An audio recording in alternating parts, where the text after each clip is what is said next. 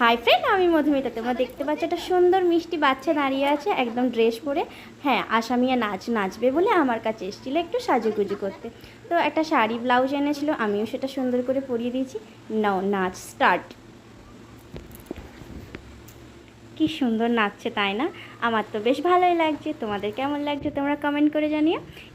এই মামুনিটা এসেছিলো আমাদের বাড়িতে, যে কাকিমণি একটু সাজিয়ে দেবে। বলে হ্যাঁ, কেন সাজিয়ে দেবো না।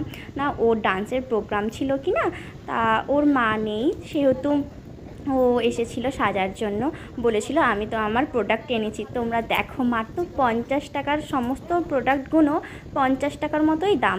এত কম রেঞ্জের প্রোডাক্ট দিয়েও মেকআপ করা যায়। হ্যাঁ, কম রেঞ্জের মেকআপ করা যায়।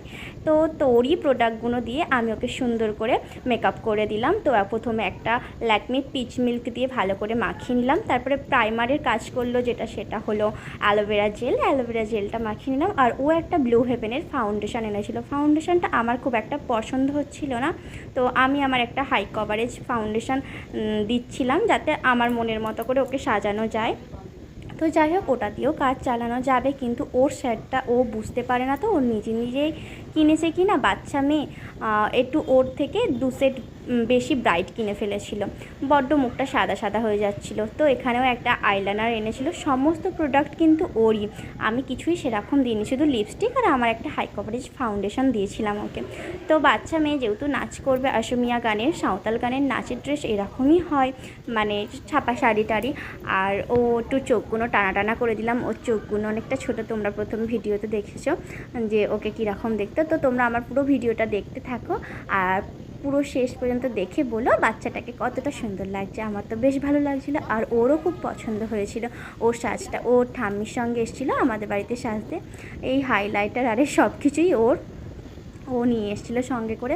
বাট ওর জুয়েলারিগুলো আনেনি, আর মাথায় যে গাজরাগুলো দেবে সেগুলো আনেনি, আলতারেও হাতে দেয়নি। বললো আমি বাড়ি গিয়ে কাকিমণি ওগুলো করে নেবো, কারণ ফাংশানটা যেটা হবে, স্টেজ প্রোগ্রামটা, ও সেটা সন্ধ্যাবেলায় করবে কি না। তো ওকে আমি স্মাইল করতে বলছিলাম। এখানে আমি ওকে ব্লাসার দিচ্ছিলাম, যে একটু হাসো, হাইলাইটার দিচ্ছিলাম। আমি পরপর প্রত্যেকটা প্রোডাক্ট দিয়ে ওর মেকআপটা ডান করলাম। তো মেকআপ করেও কিন্তু খুব ভীষণ খুশি হয়ে গিয়েছিল। তো আবার বলেছিল তুমি আমাকে সাজিয়ে দেবে তো এবার যখন আসবেন। হ্যাঁ, কেন দেবো না।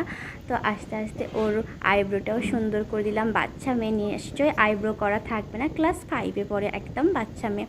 তো আমি আইব্রোটাও সুন্দর করে এঁকে দিলাম ওর কাজল পেন্সিল দিয়ে। ঠিক আছে, আমার কিছুই করিনি, কিন্তু আমি বারবার বলছি। তো তোমরা পুরো ভিডিওটা দেখতে দেখো, ফুল ভিডিওটা দেখলে বুঝতে পারবে ওকে কতটা কিউট লাগছে আর কতটা সুন্দর লাগছে। ওর মুখটাও ঠিক সেই রকমভাবেই আমরা যখন মেকআপ করি যেমন চেঞ্জ হয়ে যায়, ওর মুখটাও সেই রকম চেঞ্জ হয়ে গিয়েছিলো। ও লাস্ট দেখতে পাবে যে ও কতটা খুশি ওর মেকআপটাকে নিয়ে। ঠিক আছে, তো আমি দুটো লিপস্টিক সেট করে ওকে লিপস্টিক পরিয়ে দিচ্ছিলাম লাল আর মেরুন দিয়ে। তো ওকে হাঁ করতে বলছিলাম। আমরা দুজন বেশ মজা করেই কাজটা করছিলাম। আর জানোই তো যা গরম পড়েছে, এই এত গরমে আমি ডবল ফ্যান চালিয়েছিলাম যাতে একটু হাওয়া হয়। আর এইগুলো তো আমি বলতে পারবো না ওয়াটারপ্রুফ, কারণ এইগুলো খুব কম দামি মেকআপ কিনা, বাচ্চা মেয়ের মেকআপ। তো আমি চেষ্টা করেছি যাতে ওরে হয়। ও ফিক্সারও এনেছিল একটা। তো আমি বলছিলাম দেখো তোমার পছন্দ হয়েছে? তো বলছে চুলটা অনেকটা ছোট, আমি এক সাইড করে বেঁধে দিয়েছি, গাজরা টাজরা দিয়ে বেঁধে নিলে আরও ভালো লাগবে। সামনের চুলগুলো একদম বেবি কাটিং করা বলে হেয়ার ব্যান্ড লাগিয়ে নিয়েছিলাম, যাতে চুলগুলো সামনে না চলে আসে। আর আমি আইলাইনার দিয়ে টিপ পরিয়ে দিচ্ছিলাম, ওই সাঁওতাল মেয়েরা যেগুলো করে না, থুতনিতে মানে ঠোঁটের নিচে কি 3টে ডট ডট কালো, চোখের পাশে 3টে ডট, মানে এই রকম ধরনের করছিল। ওর গানটা মনে হয় ছিল মনে করি আসাম যাব, ওই গানটা। তো ওর ডান্সটাও দেখলে কতটা সুন্দর করতে পারে। ও বজবজের ওখানে ডান্স শিখছে। আমি বললাম তুমি যেটা শিখছো সেটা মন দিয়ে শেখো, তাহলে দেখবে একদিন তুমি নিশ্চয়ই ভালো রেজাল্ট পাবে। তো ওর হাসিটা দেখে বুঝে নাও কতটা ভালো হয়েছে। আর তোমরা আমার সঙ্গে থেকো, সাথে থেকো, ভালো লাগলে লাইক